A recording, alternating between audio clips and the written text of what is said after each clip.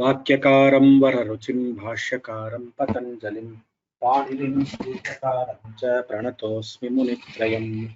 अथ शब्दानुशासनम् अथ माहेश्वराणि सूत्राणि। एकनिमिषम्। आ इ उन् ऋलृक् ए ओङ् ऐ औच् हयवरट् लण् यमगणनं जभै गडदश जबगडदश खप चटत चटतौ कपै शर्सर्हल् इति माहेश्वराणि सूत्राणि। अथ अष्टाध्यायी सूत्रपाठः। पंचमोऽध्यायः द्वितीयः पादः। अस्मायामेधास्रजो विनिः। वैष्णवी।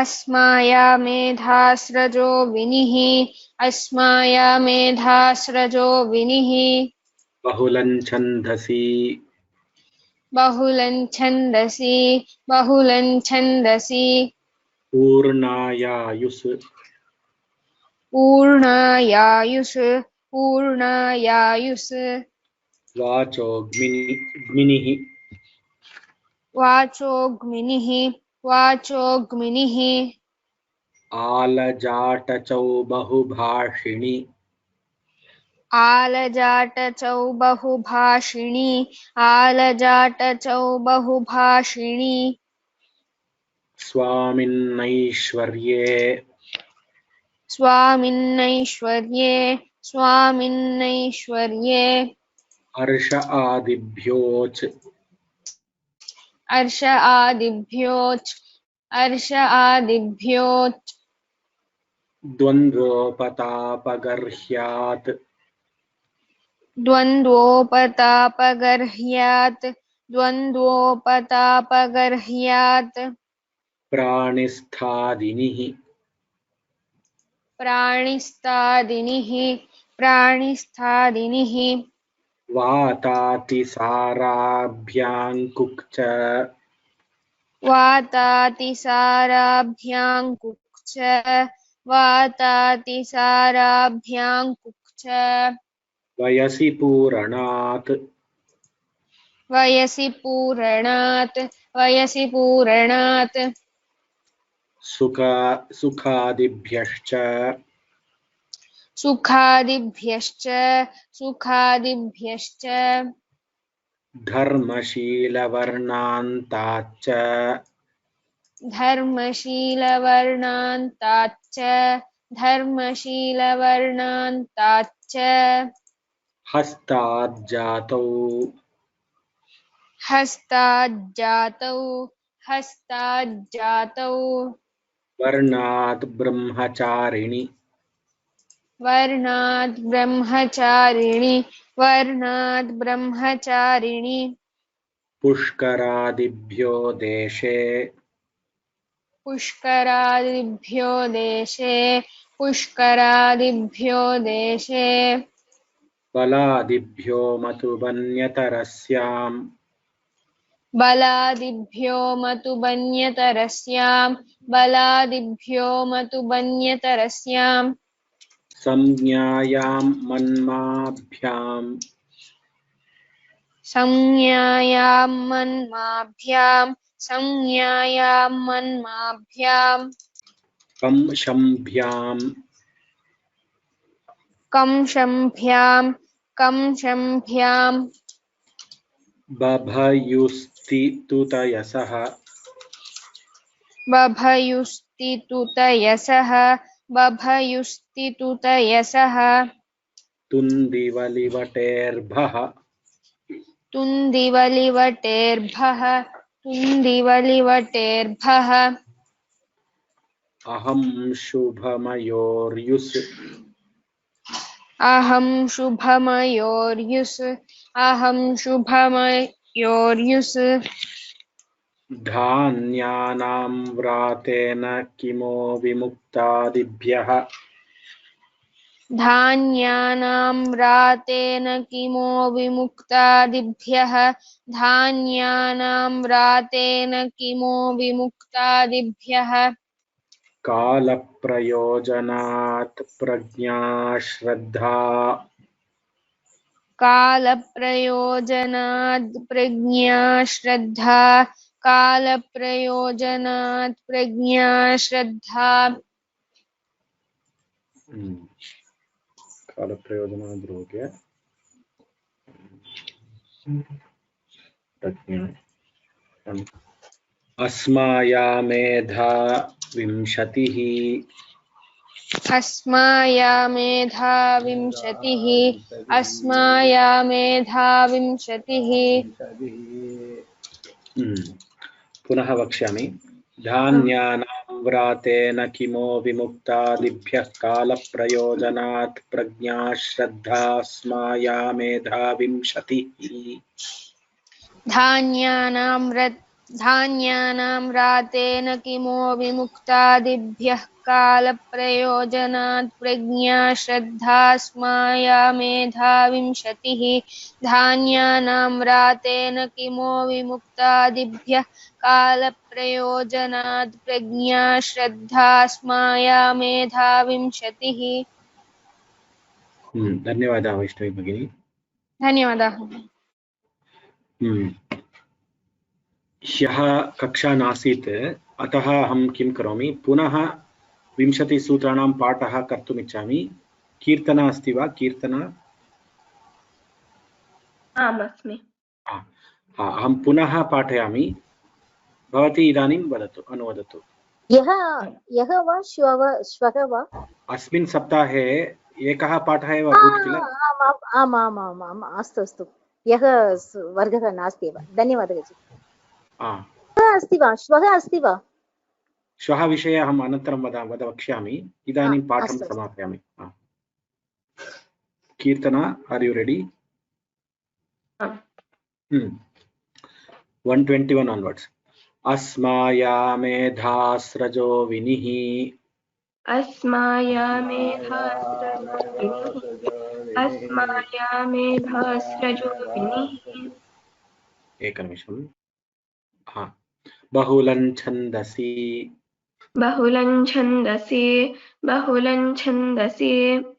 ऊर्णायायुस्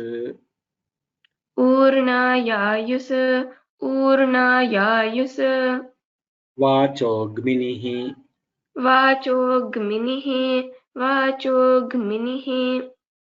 आलजाटचौ बहुभाषिणी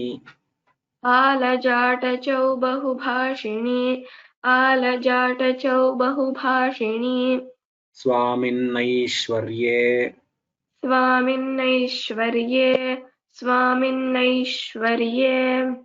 अर्ष आदिभ्योच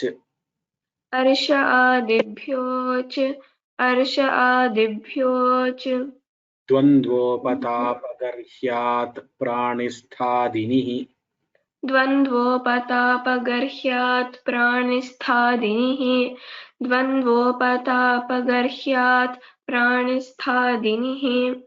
वातातिसाराभ्यां कुक्च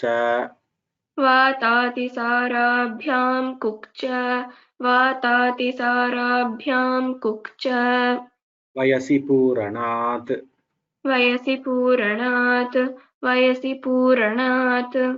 सुखादिभ्यश्च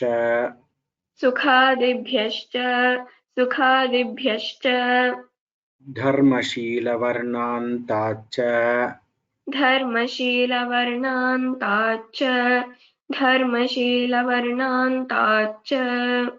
हस्ताज्जातौ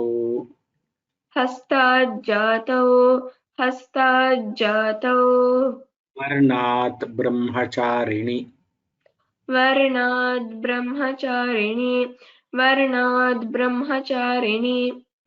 पुष्करादिभ्यो देशे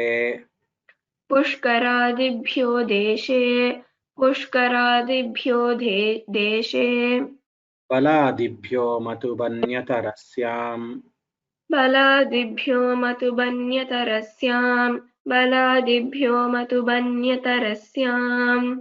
संज्ञायां मन्माभ्याम्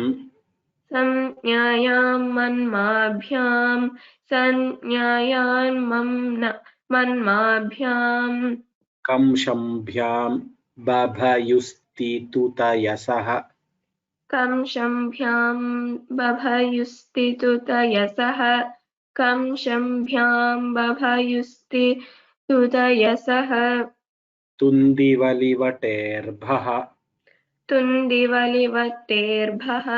तुन्दिवलिवटेर्भः अहं शुभमयोर्युस् अहं शुभमयोर्युस् धान्यानां व्रातेन किमो विमुक्तादिभ्यः कालप्रयोजनात् प्रज्ञा श्रद्धा स्माया मेधाविंशतिः धान्यानां व्रातेन किमो विमुक्तादिभ्यः कालप्रयोजनात् प्रज्ञा श्रद्धा स्माया मेधाविंशतिः धान्यानां व्रातेन किमो विमुक्तादिभ्यः कालप्रयोजनात् प्रज्ञा श्रद्धा स्माया मेधाविंशतिः उत्तमम्। इति पाणिनीयसूत्रपाठे पञ्चमाध्याये द्वितीयः पादः। इति पाणिनीयसूत्रपाठे पञ्चमाध्याये द्वितीयः पादः। इति पाणिनीयसूत्रपाठे पञ्चमाध्याये द्वितीयः पादः। धन्यवादः कीर्तना, सम्यक् उक्तवती। विहान प्रगुण राम सर। अद्य अहं मॉक टेस्ट स्वीकरोमि। मार्क टेस्ट वा? आम् सर। सम्पूर्णपादं वा? आम् सर। कर्मण्येन एकनिमिषम्। Before you take the mark test, तत्र बहवः सार्धपञ्चवादने गच्छन्ति, अतः इदानीं वक्ष्यामि। श्वः शिवरात्रि कारणतः कक्षा न भविष्यति, परश्वः भविष्यति। परश्वः शुक्रवासरे पुनः भविष्यति। श्वः शिवरात्रि पूजा सिद्धतार्थं रात्रि पूजा सिद्धतार्थं बहु कार्याणि करणीयानि, तदर्थं कक्षा न भविष्यति. We have to make some preparations for the Shivaratri puja, so we may not be able to have the class tomorrow. But anyhow, we have only 20 sutras for this week. I know we have to do 5 teachings, so we have done 2 teachings today, and Monday we had 1 teaching. I think Sarayu Bhagini took the class.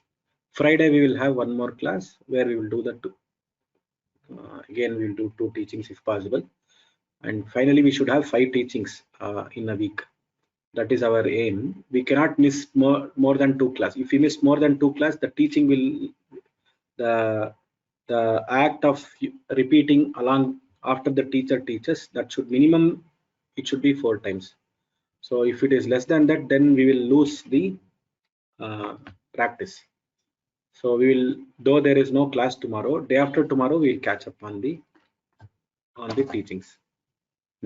Now regarding who are all ready now? Ekamisham. Vihan, you want to take the full pada, is it? Sir. Okay, start. कर्मण्येन हुवावामश्च आत्मनुपसर्गेकः सुपस्थः तुन्दशोकयोः परिमृजापनुदोः प्रेदाज्ञः समीप्यः वापोष्टक हरचरनुद्यमने च वयसि च अमयिताच्छीर्य अयहः संवकर्णयोरमिजपोः शमिधातोस्संज्ञायाम् अधिकरणे शेतेः सरेष्टः भिक्षासेनादायेषु च पुरोव्रतोऽग्रेषु सत्तेः पूर्वे कर्तरि प्रियो हेतुताच्छील्यानुलोम्येषु देवाभिभानिशा प्रभा भास्करान्तानन्तादिबहुनन्दी किं लिपि फलिभक्तिकर्त्रचित्रक्षेत्रसङ्ख्या जङ्घाबाह्वहर्यत्तद्धनुररुष्टु संवशकृतोरिन् हरदधृतिनाथयो पशो कर्मणि भृतौ कर्मणि भृतौ न शब्दश्लोककलहगाथा वैरजाटुसूत्रमन्त्रपदेषु संवशकृतोरिन् हरदधृतिनाथयो पशौ फलैर्बहिरात्मं बहिश्च छन्दसि वनसनरक्षिमथाम् नासिकास्तनयोर्ध्माधेटोः नाडीमुह्योश्च उदिकूलरुजिबहोः वहाभ्यलिहः परिमाणे पचः वितनः हेजा विध्वरुषोस्तुदः असूर्यललाटयोर्दृशितपोः उग्रं पश्येदं मदपाणिन्धमाश्च प्रियवशवदः खच द्विषत्परयोस्तापेः वाचियमोव्रते भूसर्वयोर्दारिसहोः सर्वकूलाभ्यकरीषेषु कषः मेघर्तिभयेषु प्रियः क्षेमप्रियमद्रेण च आसिता भुवः करणभावयोः संज्ञायां हृद्रवृजिधारिसहितपिदमः गमश्च अन्ताद्यन्ताद्वदूरपार सर्वानन्तेषुडः आशिषिहनः अपेक्लेशतमसोः कुमारशीर्षयोर्णिनिः लक्षणजायापत्योष्टक अमनुष्यकर्तृके च शक्तौ हस्तिकपाटयोः पाणिहताडभौ शिल्पिनि आर्धसुभगस्थूलफलितनग्नाञ्च प्रियेषु व्यर्थेष्वत्रो क्रियः करणे क्षुण्ण कर्तरि भुवः कृष्णुत्फुकयो स्पृशोऽनुदपेत्विन् ऋत्तिग्धरुत्स्रग्दिगुष्णिरञ्जुयुजि कृञ्चाञ्च यदादिषु दृशो नालोचने कञ्च सत्सोद्विषद्रुहदुहयुज विलमिद छिदजिनीराजामुपसर्गे पिक्वप हजोर्मिः छन्दसि सहः वहश्च कव्यपुरीशपुरीष्ये शून्यट अव्येनन्तः पादं धनसनखनक्रमगमोविष अदोनिन्ने क्रव्ये च दुहः कब्धश्च मन्त्रेष्वेतवहो क्षशस्पुरोढाषोऽन्विन् अवेयजः विजुपेच्छन्दसि पार्थोमनिं क्वनिध्वनिपश्च अन्येभ्योऽपि दृश्यन्ते क्वच स्थः कच सुप्यजातो निस्ताचील्ये कर्तव्योपमाने व्रते बहुलमाभीक्ष्णे मनः आत्ममाने हश्च पूते करणे यजः कर्मणि हनः ब्रह्मभ्रूणवृत्रेषु कृप बहुलं छन्दसि सुकर्म पापमन्त्रपुण्येषु क्रियः सोमे सूर्यः अग्नौ चेः कर्मण्यज्ञाख्यायां कर्मणि निविक्रियः ऋषे क्वनिप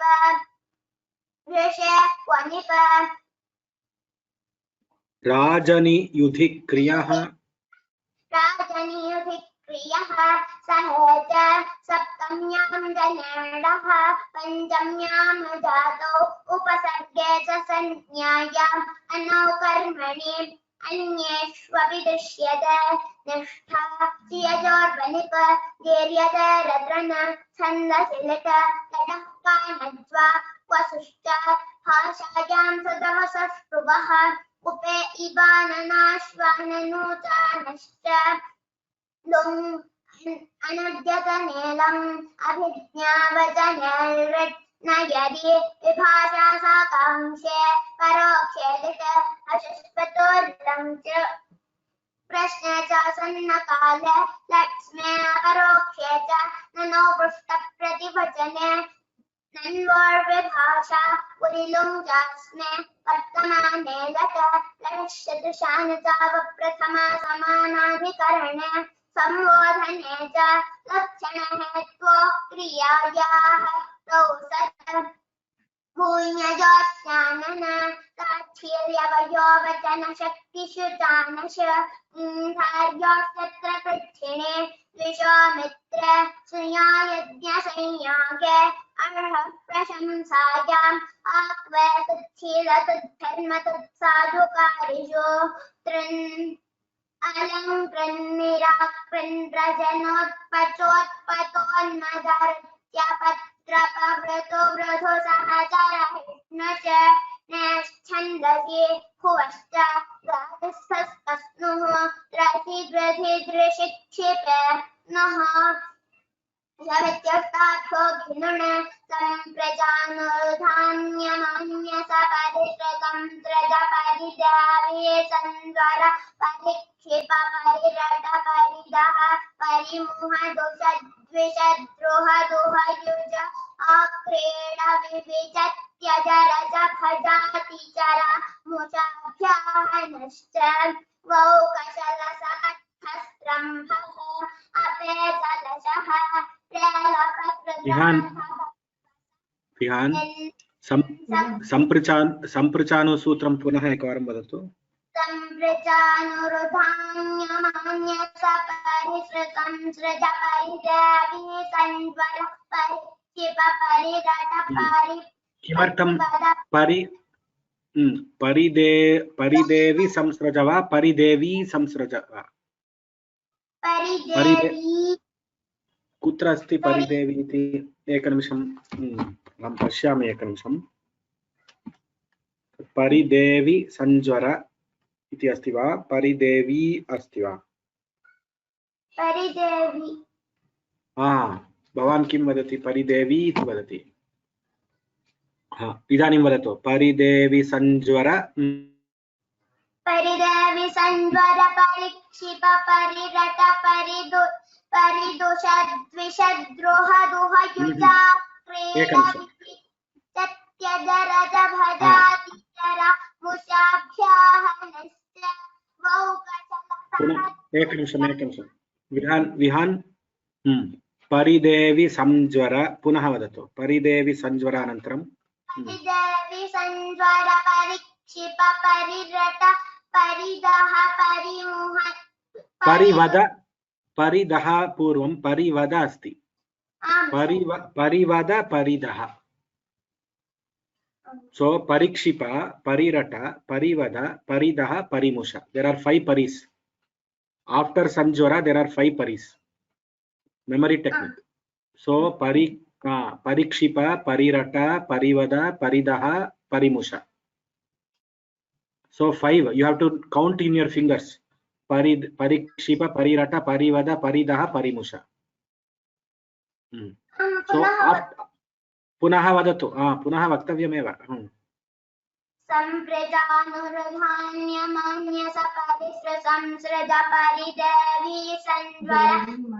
पुनः परिदेवी परिदेवी वक्तव्यं। ह्रस्व वक्तव्यं।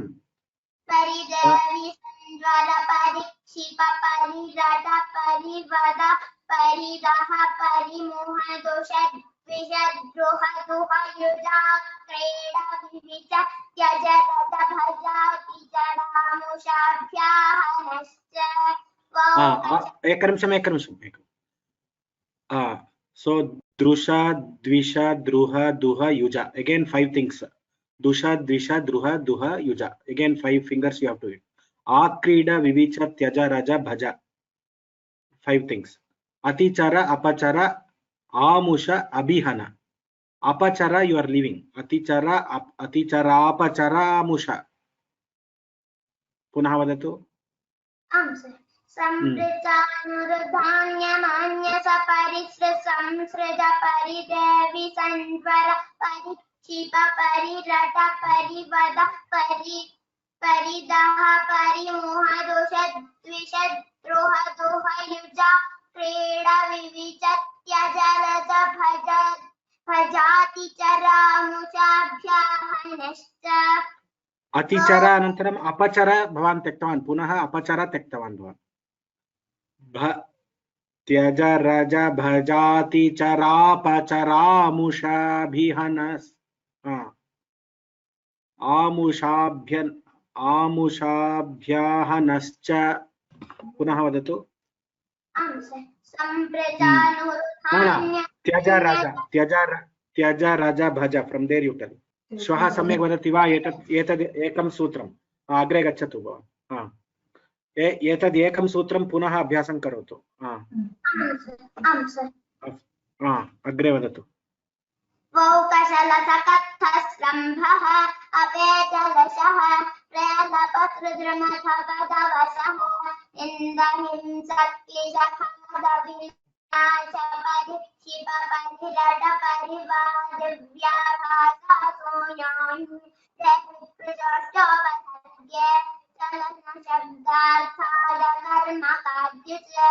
अनुदात्ते दष्टहलादेः सुतं रम्य दण्ड्रम्य सृकृतिज्वल ज्वलशपथपदः प्रथमण्डाभ्यश्च नयः सुददीपदीभ्यश्च लशपथपदस्ताभूवृषहनकनकमभ्य उपन्य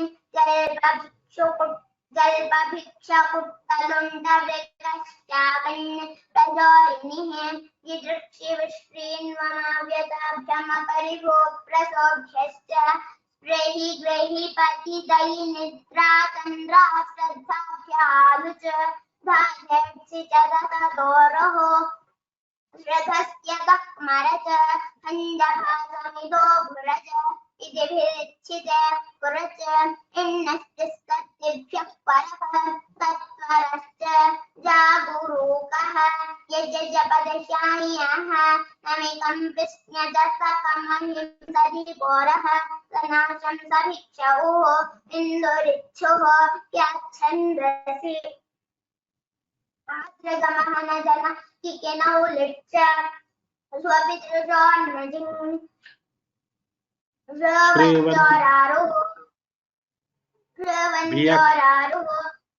भियः प्रक्लुकनो अस्तेशभासभिसकसो वदच यश्चयाः राजभासर्विद्यतोऽजिप्रजग्राहस्तवः अन्येऽपि दृश्यते भोस्तन्यान्तर्योः विप्रसंभोड्वसंज्ञायाः सत्कर्मणि दाम्नीशसयुयुजस्तुतुदसिसि च मिहापददशनः करण अलसुकर्यो भुवः अत्तिलुधुसुखनसहचरैत्रः भुवस्तन्यायां कर्तरि चर्ति देवतयोः पीतकः पतिबुद्धिपूजात्यर्षश्च कर्मणि दिवाभूत्सर्वसत्सु बहुलमन्येष्वभिनन्नोऽश्रमिति बन्धभासः कर्मण्यष्टौ इति पाणिनीयसूत्रपाठे तृतीयाध्यायस्य द्वितीयः पादः। अतीव उत्तमरीत्या उक्तं विधान सर्वे करताडनं कुर्वन्तु कृपया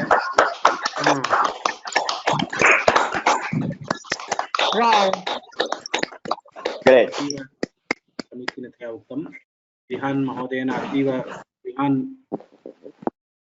तत्र so whatever problem Vihan is facing, even we will face the same problem. So now let me come back to that sutra. Samprachano rudhang yamang yasa parisramsruja paridevi. So when we are having more than lot of words in a particular sutra, and all the words are similar. Now paridevi is there, parikshipa, parirata, parivada, paridaha, parimusha. All these are there, no? So the best thing we should do is first we should, like we are counting the sutra through the fingers, these words also should be we should try to bring it inside the finger. So whenever we should have some place, some word which we know, sanjvara, like jvara. Okay, jvara is there. Now after sanjvara, what are the words? Parikshipa, parirata, parivada, paridaha, parimusha. 5. So use the fingers for by hearting. If you use the fingers, then only you can memorize. I'm talking for those people who are by hearting this, because even one word missed means one word missed. Now Dusha, Dvisha, Druha, Duha, Yuja. So we have 4 the Dusha, Dvisha, Druha, Duha. Yuja, Akrida, Vivicha, Tyaja, Raja, Bhaja. Atichara, Apachara, Amusha, Abhihanascha. So use the Padacheda and make sure you use the fingers. When you use the fingers, you will know, oh, first 5 is there, next 4 is there, next 5 is there, next 4 is there. Like that you will know. That is how we practice to not miss out the words. This is how we learn the bigger sutras in Ashtadhyayi. Now, finger technique I have taught you for using it for by hearting the sutras. Like for example, Karmanyan, Havamascha, Atonupasargekaha, Supistaha, Tundashokayo, Farimrja, Panudoho. Like that you can use the fingers and tell. That is 5. You first start closing, then you start opening, then you start closing, then you start opening. Like that you have to use one hand and use the fingers for by hearting. This is how Vedas are also by hearted. Now while using the fingers, when inside a big sutra also, now Alankrini sutra is there. Alankrini, Nirakrini, Prajana, Utpacha, Utpata, Unmada, Ruchi, Apatrapa, Vrittu, Vridu, Sahachara, Ishnuch. So how many words are there? That 14 words are there. So you know that Alankrini sutra comes, I have to close and open this one 14 times, the fingers. So that you should develop that technique. Use only the fingers and try to by heart the sutras. This technique will work. You try this technique, all the younger generation boys, you try this, even for elders it will work. This is a very good technique. This finger technique will work. Afterwards you will remember that in this finger this sutra was existing. It will come to that level, just like how you remember when you see a book and you read in a book. You will remember that something you read in the book, the thing that you read is there in the left corner, in the left hand side of the book, in the top corner. That thing that you studied is there. So you will actually, the picture of the book will come into your brain. So like that we can use this finger technique and get this into the brain. So Sudha Shrikant is asking, which is the longest sutra in Ashtadhyayi? There are 2-3 sutras. One is this Samprachanu is there. In Stri Pratyaya Prakaranam, which is 4th Adhyaya, we have this Janapada Kundagona. There was one sutra. Janapada Kundagona is one sutra. That is also 442, I think. 4142. That is also a very big sutra. Like that we have 2 or 3. We have one in 4th Adhyaya, Dvitiya Adhyaya, we have one Unchan Katajila Se Niradhain Phakpi. That sutra is there. 4 to 80 is also there. I have not counted the letters to really say which letter, how many letters this sutra has. I have not done that. Maybe I should do that and answer your question. Currently I have not done that. There are some sutras in 4th Adhyaya, 4th Pada also, 90 sutra, 91 there is one sutra. Nauvayo Dharma Vishamula Mula Sita Tulabhyastarya Tulya. Those kind of sutras are there, which for memorizers it is very, very challenging, especially when these long sutras are there. No, they will be able to by heart 5 or 10 sutras in 10 minutes. Now, when this long sutra comes, that itself will take 10 minutes. To by heart the long sutra, it took 10 minutes. Now that carries away and you are put down by the speed. Oh, yesterday I by hearted 10 sutras. Now today I did only 1 sutra. So you will feel very sorry. But that 1 sutra is equivalent to 10 sutras. That you should remember. You should note that this 1 sutra, which is bigger, is actually equal to 10 sutras. So let us not get bogged down by the length of the sutra, but we'll try and use all techniques to by heart the sutras. Now today we'll close the class here, but tomorrow there is no class. I know there are Varun. Yeah, Varun, you have a question?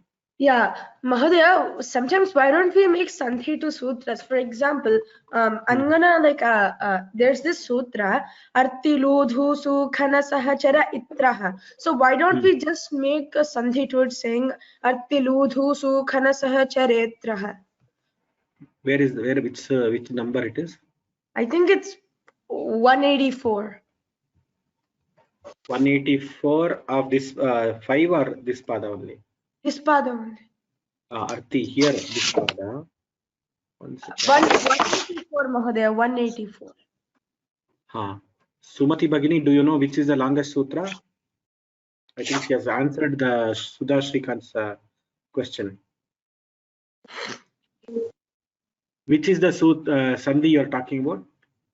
Like Arti Ludhu Su Khana Sahachara Itraha. So why can't we just like combine Arti Ludhu Su Khana Sahachara and Itraha? Why can't we just combine those two words? So there are two, these are two words, and there is a Visarga Lopa happening. Sahacharaha plus Itraha will be Sahachara Itraha. Has to, actually the sandhi has taken place. Visarga Lopa sandhi has taken place actually. So Visarga Lopa sandhi atra kritaha vartate. That is why when we tell the full sutra, we say Arti Ludhu Su Khana Sahachara Itraha. We don't say Sahacharaha Itraha. Sahacharaha Itraha we don't say. So the split is Sahachara Itraha. Wherever I tell like that, Visarga sandhi is taking place. Dhanyavadaha. Dhanyavada. So if you can refer to the class Visarga Sandhi class, high school grammar composition. I'm doing one course.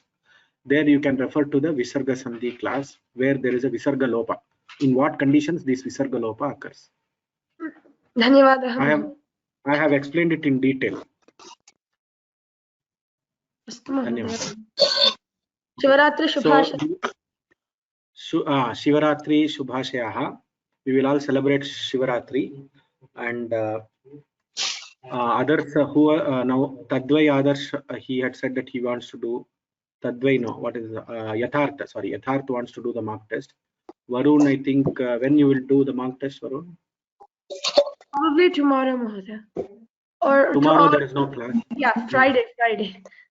Friday we'll see how many people can do. So we'll start one by one. We'll do the mock test. Okay. If not Friday, Monday definitely you can do Varun. So Yatharth will do on Friday. If Yatharth is available on Friday, he will do. Pariksha katham bhavishyati Mahodaya? Pariksha sarve balakaha yada siddhaha bhavanti tada pariksha bhavishyati iti aham chintayami. So the memorizers last test who all memorized, I will just see the list, and I want to give time to these boys, young boys, to memorize. So mostly it will be in April first week, I think. April first week, first Friday we can plan if most of these boys by heart, boys and girls. We have still Vaishnavi to tell, we have Kirtan to tell, Pragun has to tell, then we have Meenakshi and few others have to tell. So these people who are by hearting, we should give them time. Of course, Parayana Kartas, you also should be able to tell. I think all of you are ready anytime. Parayana Kartas, I am sure you are ready because you are listening to the chantings of the everybody and other things. So Parayana Karta, there is no urgency.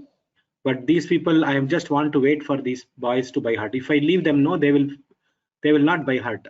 And what will happen is they will lose the Dvitiya Pada, they will not by heart. Then they will go to Tritiya Pada, they will do half of Tritiya Pada. Then something is half complete. Like that it will happen.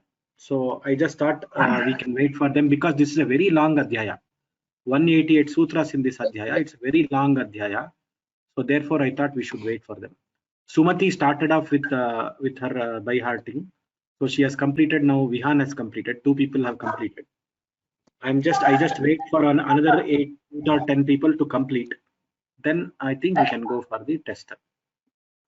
Ram, Maya Monday mock test Swikritam. Oh, Swikritam va tarhi. Oh, then Pragun has completed. Vihan has completed. 3 people have completed. Kshamyatam, I did not notice. I did not ask Sarayu so if somebody has taken. So 3 people have already taken. So we wait for others to complete. Dhanyavadaha. स्वस्ति प्रजाभ्यः परिपालयन्तां न्यायेन महीषाः गोब्राह्मणेभ्यः शुभमस्तु नित्यं लोकाः समस्ताः सुखिनो भवन्तु।